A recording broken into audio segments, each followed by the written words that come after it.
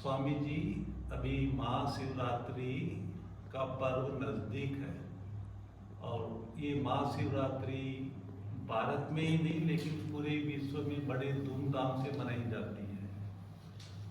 और शिव के साथ हर आत्मा का गहरा नाता है और ये भी कहा जाता है कि ज्ञान सूर्य प्रगटा, अज्ञान अंधेरे विनाश है।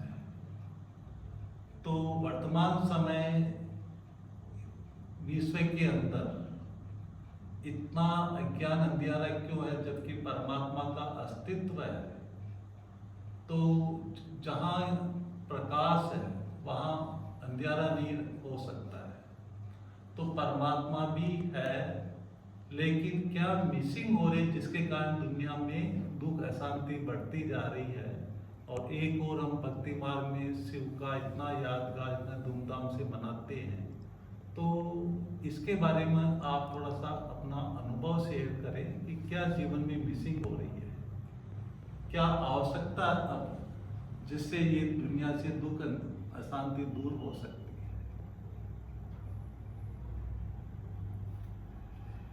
ओम चैतन्यं शाश्वतं शांतं व्योमातीतं निरंजनं नादबिन्दुकलातीतं तस्मै श्री गुरुवे नमः। ओम शांति शांति शांति। नारायण भाई, आपने बहुत ही सुंदर विषय रखा है कि शिव का मीन्स कल्याण।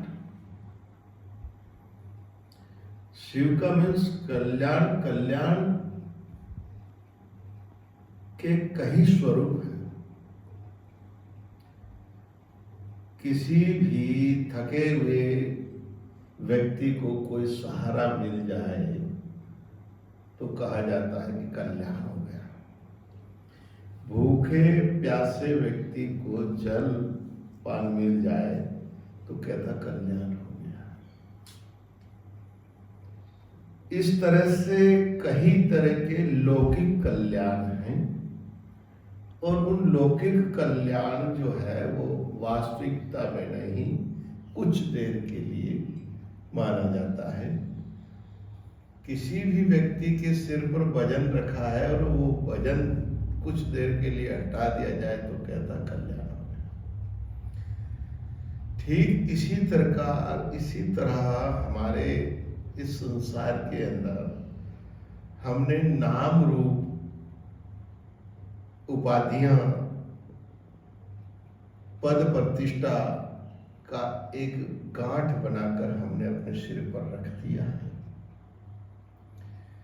जिसके कारण हम स्वयं अपने स्वरूप को भूल गए, बाबा के स्वरूप को भूल गए, कल्याणकारी शिव के स्वरूप को हम भूल गए और उसी पद प्रतिष्ठा, नाम रूप का बोझा ढोते जा रहे हैं, जिसके कारण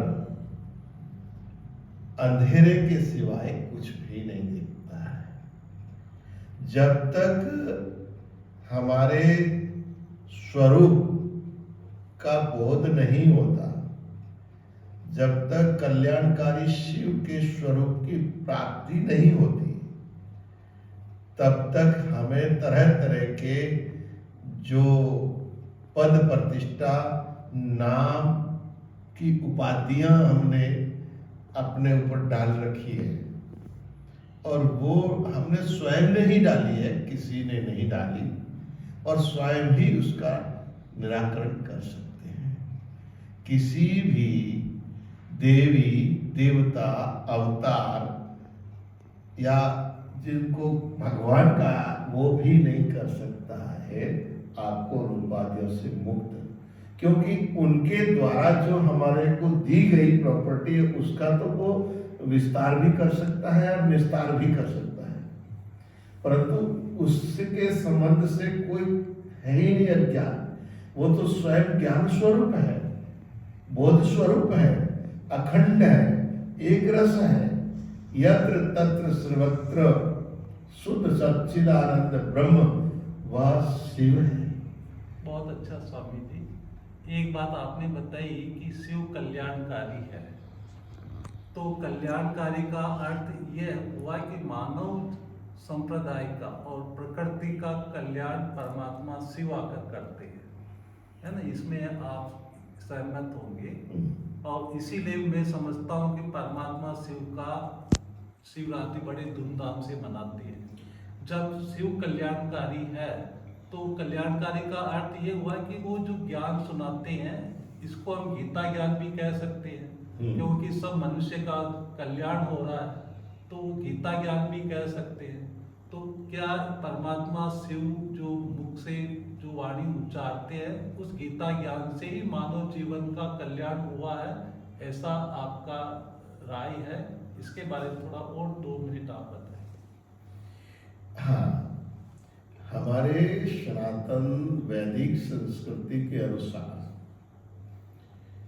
भगवान शिव के रचित 2 मंत्र हैं, जिनको एक अघोरी मंत्र कहा जाता है, जो अघोर विद्या वाले उसका पठन पाठन उपयोग करते हैं, तांत्रिक जिनको कहते हैं। दूसरा मंत्र है वैदिक, जो हम सनातन धर्म के अंदर जो वैदिक शुद्धि और पवित्र रास्ते चलने वाले जो हैं, वो उसका पठन पाठन करते हैं।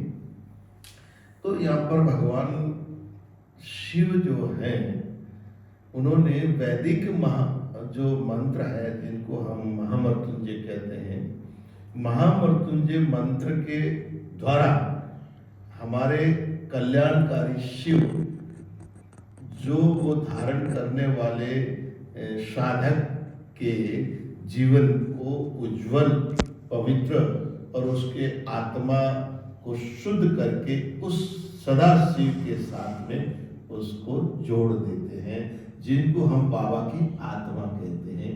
जो बाबा शिव है और शिव का जो जीव है साधक, उनका जब अंतःकरण शुद्ध हो जाता है और वो शिव में शिव समा जाता है, और वह सबकी प्रिय आत्मा कल्याणकारी होता है। वो कभी किसी के लिए बुरा नहीं करता, नहीं सोचता और नहीं कोई भावना भी होती।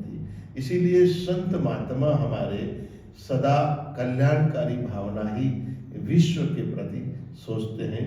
और वही शिवरात्रि के दिन विशेष रूप से महामृत्युंजय मंत्र के द्वारा या शिव अभिषेक के द्वारा हम भगवान शिव से आराधना करते हैं कि हे कल्याणकारी शिव, हमारे हृदय में विराजमान होकर हमारे जन्म जन्मांतरों के जो पाप है, जो कष्ट है, उन कष्टों से, उन अज्ञान से मुक्त करके हमारे हृदय में प्रकाश उत्पन्न करें और इस अनंत जन्मों की भटकती हुई आत्मा को अपने स्वरूप में मिलाकर हमको मुक्त करें। एक बात और स्वामी जी, जो आपने बात बताई कि परमात्मा शिव ही हमें दुख अशांति से मुक्त करते हैं और हमें कल्याण का मार्ग दिखलाते हैं, तो इससे ये सिद्ध हो जाता है कि जो गीता में ये बात आती है, यदा यदा ही धर्मस्य ग्लानिर्भवति भारत,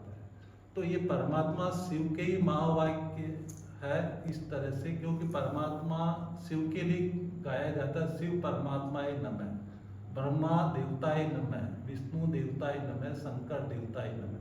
तो ये कार्य, ये कर्तव्य परमात्मा शिव का है। इसके बारे में आपकी क्या राय? हमारे सनातन धर्म, वैदिक धर्म जो है, उसमें 18 पुराण, गीता, भागवत, रामायण, इस तरह से हमारे सनातन धर्म बहुत ही एक, जिनको कहते हैं बड़े पेट वाला, इसके अंदर अनेकों धर्मों का सम्मान है। ये सभी धर्मों के अनुसार सम्मान देता है, कोई किसी धर्म के प्रति ग्लानि नहीं करता। जैसे शिव पुराण पढ़ने पर भगवान शिव की विशेषताएं बताई जाती है, ब्रह्म पुराण पढ़ने पर ब्रह्म पुराण की बताई जाती है, गरुड़ पुराण पढ़ने पर नारद पुराण, जो जो पढ़ते हैं हम उनमें उसी को प्रधानता दी जाती है। उससे ये नहीं होता है कि ब्रह्म पुराण में ब्रह्मा जी की देने से शिव जी की महिमा कम हो गई। नहीं, बात ये चल रही है कल्याण का कार्य शिव आकर करते हैं। इसमें 3 देवता हमारे जो माने गए हैं, तीनों का अलग अलग कर्तव्य हमारे सृष्टि में वैदिक संस्कृति में बताया है। जैसे ब्रह्मा, विष्णु और शिव। ब्रह्मा का कार्य सृष्टि की रचना करना और विष्णु का कार्य पालन पोषण करना और संहार का कार्य जो है वो भगवान शिव के हाथों में सौंपा गया। और संहार का मतलब है कि उस प्राणी को मोक्ष प्राप्ति देना, उसका कल्याण करना, उसके जन्म जन्मांतर के भटके हुए रास्ते को प्रदान करना और सदा सदा के लिए अपने स्वरूप में विलीन कर देने का जो कार्य है वो सदा शिव का कार्य है। और शिवरात्रि पर आपका कोई निजी संदेश? शिवरात्रि हम लोग विशेष रूप से इसलिए मनाते हैं कि जब जगत कल्याण के लिए 33 कोटि देवी देवताओं ने जब समुद्र मंथन हुआ, उस समय समुद्र मंथन के अंदर हलाहल विष की जब प्राप्ति हुई तो देवता और असुरों के अंदर खलबली मच गई कि देवता धारण नहीं कर सकते, ना असुर धारण कर सकते। तब ब्रह्मा जी ने रास्ता बताया कि सदा शिव कल्याणकारी जो है उससे हम आप सब मिलकर प्रार्थना करें कि वही हलाहल विष को धारण करने में समर्थ है। इसीलिए हमारे हलाहल विष को जब सदाशिव धारण कर लेंगे तो इस सृष्टि के किसी भी जीव जंतु को नुकसान नहीं होगा। तब सभी देवताओं ने प्रार्थना करने पर सदाशिव ने उनकी बात को स्वीकार करके उस हलाहल विष को पान किया और पान करने से उनका 2 रहस्य रहा कि एक तो उन्होंने पेट के अंदर नहीं उतारा, दूसरा नंबर जमीन पर नहीं गिराया। इसका कारण ये हमारे पुराणों के अंदर आता है कि हमारे शरीर के भीतर भी 33 कोटि देवताओं का वास है। 33 कोटि रोम जो है रोम रोम में देवता है। अगर वो हलाहल विष उन तक पहुंच जाता है तो इस सृष्टि की रचना की सृष्टि ही समाप्त हो जाएगी। इस वजह से इस कल्याणकारी शिव ने उनको बचाते हुए कंठ में धारण किया। कंठ में धारण करने से उनका कंठ नीला स्वरूप धारण किया, जिसके कारण ऐसा लगा कि इनको विष का असर हो गया। तो हमारे जो भक्त थे, साधक थे, उन्होंने प्रार्थना की, हे प्रभु आप कल्याणकारी को भी इतना दुखदाई है ये हलाल, तो अन्य सामान्य जीवों की तो क्या दशा हो सकती है। इसलिए वो संदेश भगवान ये देना चाहते हैं कि इस संसार में हलाल विष है। कई तरह के आतंकवाद के, राष्ट्रवाद के, मतलब तरह तरह के जो चल रहे हैं आज की दुनिया में, ये सब विष है। एक दूसरे के प्रति घृणा, एक दूसरे के प्रति अपवाद, ये हलाहल विष है। और इसको जिसने पेट में उतार दिया है वो राक्षस बन के इस संसार का सत्यानाश कर रहा है। और दूसरे नंबर में जो बाहर गिरा दिया तो एक दूसरे से लड़ लड़ के मर जाते हैं। तो भगवान ये संदेश देना चाहते हैं कि आप इस संसार के विष को अंदर भी मत धारण करो और बाहर भी मत रहने दो। आप अपने गले तक रखिए, गले से नीचे मत जाने दीजिए। अगर गले से नीचे चला गया तो आपका कल्याणकारी सदा शिव के लिए आपका हृदय है, आपका मन है, आपका दिल है, वो बर्बाद हो जाएगा। फिर भगवान कल्याणकारी का स्थान वहाँ नहीं रहेगा। इसीलिए आप कंठ में ही धारण करके संसार को रखिए, संसार को अपने हृदय में मत बिठाइए और बाहर भी संसार में उगलिए मत, जिसके कारण संसार में आपको ऐसा लगे कि सभी हमारे हैं और सब हमारे लिए है और अंदर जो परमात्मा है वो हमारा है, हम उनके हैं और उसी की विशेषता हमारे जीवन में है। इसीलिए हम शिवरात्रि को भगवान की प्रार्थना करते हैं और सदाशिव बाबा हमारे ऊपर कृपा करें, हमको अपने स्वरूप में सदा के लिए विलीन करें। तो इससे ये सिद्ध हो गया कि शिव ही हमारा माता पिता, जो हम कहते हैं तमेव माताश्च पिता तमेव तमेव बंधुश्च सखा तमेव, ये किसी देहधारी के साथ नहीं लगता है, कोई भी देवी देवता के साथ नहीं लगता। परमात्मा शिव ही हमारा असली पिता है। देखिए, हमारे सनातन संस्कृति के अनुसार 3 तरह के स्वरूप बताए गए हैं। जैसे भगवान ब्रह्मा का स्वरूप अगर देखना है तो माता पिता के स्वरूप में देखिएगा। ब्रह्मा जी का स्वरूप माता पिता के स्वरूप में है। और अगर विष्णु जी का स्वरूप देखना है तो जिनको हम गुरु कहते हैं, जिनको संत कहते हैं, जिनको हम गुरुओं का दर्जा देते हैं, जो हमारे जीवन में जीने की कला जिससे मिली है हमारी, और हम स्वर्गीय जीवन जी रहे हैं, शांत जीवन जी रहे हैं, वो हमारे विष्णु का स्वरूप माना जाता है। और जो कल्याणकारी, हम आत्म कल्याण के लिए जो स्वरूप देखते हैं वो भगवान शिव है। और शिव का साक्षात्कार स्वरूप शंकराचार्य है, और शंकराचार्य का स्वरूप साक्षात शिव दर्शन है। और शिव दर्शन जो भी सन्यासी जहाँ नजर आता है आपकी नजर में, वो भगवान शिव का ही स्वरूप है। सन्यासी का मतलब ही कि वो पूरे जीवन का न्यास कर दिया है, संसार से उपराम हो गया है और शिव समर्पण हो गया। उसके जीवन में शिव ही शिव है, शिव के अन्यथा कुछ भी नहीं है। अगर कल्याणकारी है तो शिव के अलावा किसी से भी कल्याण नहीं होता है। और कल्याण जब भी जिसका हुआ प्राणी का, वो शिव के द्वारा ही हुआ है।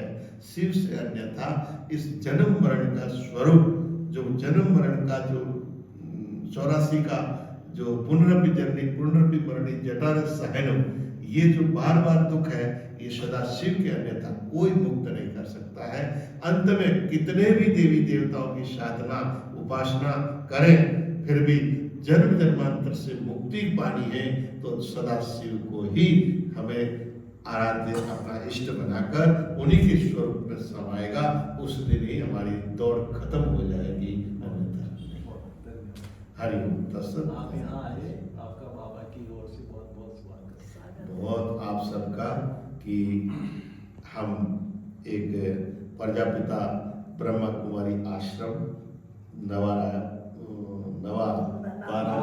नवापारा, और ये आपका स्नेह बहुत ही सदा कई वर्षों से आपका रहा। नारायण भाई जी, आपको तो हम हमेशा याद ही करते रहते हैं। और ये पुष्पा भाई जी, पुष्प का क्या है कि वो हमेशा खुशबू फैलाता रहता है, और वो खुशबू आपकी हम खींच के ले आती है। जब भी रायपुर या इधर आना होता है तो आपकी याद आती है, और खुशबू लेने के लिए उस खुशबू अपने आप ही खींच लाती है।